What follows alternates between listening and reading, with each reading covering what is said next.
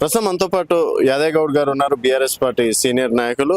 యాదయ్య గారు చెప్పండి, ఈ రోజు బండి సంజయ్ గారి పైన ఎందుకు బీఆర్ఎస్ పార్టీ ఇంత స్పెషల్ గా ఫోకస్ చేసిందని చెప్పేసి అనుకోవచ్చు? బండి సంజయ్ ఆషామాషి వ్యక్తి కాదు.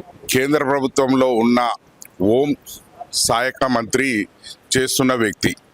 అలాంటి వ్యక్తి వారి కుమారుడైన వారు సాయి భగీరథ గారు చేసే అరాచకాల పైన, మహిళల పట్ల నడుచుకున్న విధానం కానీ, అనేక రకాలుగా అనేక డ్రగ్స్, గంజాయి బ్యాచ్ లాగా ఆయన తిరిగే వాలకం కానీ, అనేక రకాలుగా చిగిరించే మొగ్గలను నలిపేసిన రీతిలో ఆయన వ్యవహారం ఉన్నది. దానికి మొన్న ఒక మహిళ పైన జరిపిన సంఘటన కానీ, రాష్ట్రము యావత్తు తెలంగాణ రాష్ట్రం వైపు బండి సంజయ్ కుమారుని వైపు చూసిన పరిస్థితి ఉన్నది. అదే పేదవాడు ఆటో డ్రైవర్ వారి కొడుకు అయినా, ఎవరన్నా కార్మికుని కొడుకైనా ఉంటే ఏకదమ్ తీసుకుపోయి ఎన్కౌంటర్లు చేయాలన్న ఈ నాయకులు మరి ఇవాళ ఎక్కడ పోయినాయి? వాళ్ళ నోర్లు ఎందుకు పడిపోయినాయా? మరి అంటే ఈయన హోంశాఖ సహాయక మంత్రి ఉండి తెలంగాణ రాష్ట్రంలో మరి ఒకప్పుడు బీజేపీ పార్టీకి అధ్యక్షుడిగా చేసిన ఆయన కొడుకు తప్పు చేస్తే మందలించి వారు ఏదేమైనా బాధ్యత వహించాలి. ఆయన పదవికి రాజీనామా చేయాలి, కొడుకుని పోలీస్ స్టేషన్లో అప్పచెప్పి చట్టపరమైన చర్యలు తీసుకోవాలని చెప్పాలి. కానీ ఇప్పటిదాకా నేను టీవీలో చూస్తున్నా ఆయనకు ముందస్తు బెయిల్ కోసం అప్లై చేసుకున్నట్టు కనపడుతుంది. అంటే నేరం చేసిండనే అంగీకరిస్తున్నట్టే కనపడుతుంది. బండి సంజయ్ కి కూడా ఇక్కడ రాష్ట్ర ప్రభుత్వం, ముఖ్యమంత్రి దగ్గర హోమ్ మినిస్టర్ ఉండి కనీసం 4 రోజుల సంధి ఎందుకు అరెస్ట్ చేయలేకపోతున్నారు? మరి అదే పేదవాడిని అయితే ఎప్పుడో అరెస్ట్ చేసి మరి ఎన్కౌంటర్ చేసేటోళ్ళు.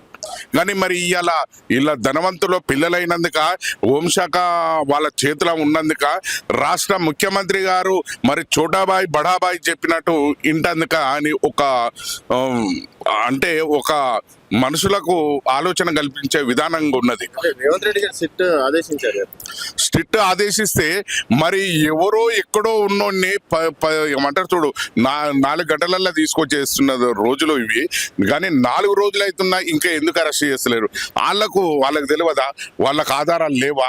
ఎక్కడెక్కడ తిరుగుతుండు, ఏడ ఉన్నాడు అనేది అన్నీ తెలుసు ప్రభుత్వానికి. తెలియనట్టు నటించడం కాదు, ఏదో నువ్వు కొట్టినట్టు చేయి, నేను ఏడ్చినట్టు చేస్తా అన్నట్టు తీరు కనపడుతుంది. ఇక్కడ బండి సంజయ్ మళ్ళా ఈయన రేవంత్ రెడ్డి ఒక చీకటి ఒప్పందం లాగా కనపడుతుంది.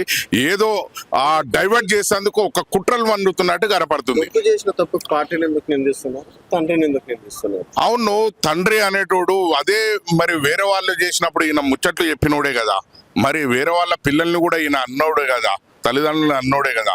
మరి అలాంటి నాయకుడు మరి నేను ధర్మం, న్యాయం, జై శ్రీరామ్, భారత్ మాత అనే నినాదాలు చేసిన వ్యక్తి ఇలా భారతదేశం మరి ఇలా జరిగింది ఈ సంఘటన. జై శ్రీరామ్ అని చెప్పి నాయకుడు పిల్లగాడు ఇట్లా చేసినందుకు మరి మందలిచ్చేది పోయి ఎందుకు వదిలిపెడుతున్నారు? మరి ఎందుకు అరెస్ట్ చేయరు? ఇప్పటిదాకా అరెస్ట్ ఎందుకు చూపించారు? అరెస్ట్ చేసి చట్టపరమైన చర్యలు తీసుకోవాలని చెప్పాలి నాయకుడు. ఇప్పుడు హోంశాఖ మంత్రి ఉన్నందుకు బండి సంజయ్ చెప్తే ఆయనకు గౌరవం ఉండు, కానీ పార్టీకి కూడా గౌరవం ఉండు. కానీ అది ఏది లేకుండా వెనకేసుకొచ్చి ఎన్నో జరుగుతున్నాయి సంఘటనలు అని ఒక ఏలనగా మాట్లాడుతున్నారు. మరి బీజేపీ పార్టీ వాళ్ళకే ఇది తెలుస్తుంది. ఇట్లాంటి అరాచకాలను ఎవరు కూడా సహించరు. కాబట్టి BJP party Bandi Sanjay home minister అయినందుకు తక్షణమే అరెస్ట్ చేయించి దాని మీద విచారణ జరిపించి దాని చట్టపరమైన చర్యలు తీసుకోవాలంటే అప్పుడు నిజమైన బండి సంజయ్కు పేరుంటుంది, అటు రేవంత్ రెడ్డి గారికి పేరుంటుంది. అవి ఏ లేకుండా చీకటి ఒప్పందం లాగా ఇలా గుసగుసలై ఇది తప్పించడం నీకు ఒక కుట్ర చేస్తున్నారు. 4 రోజులు అవుతుంది, ఇంకా ఏం డైవర్ట్ చేయాలి, రాష్ట్రంలో ఏం తీసుకురావాలి ఏంది అనే దాని మీద ప్రతిపక్షాల పైన ఏ విధంగా బురద జల్లి ఈ కేసుని డైవర్ట్ చేయాలని ఒక కుట్ర కనపడుతుంది.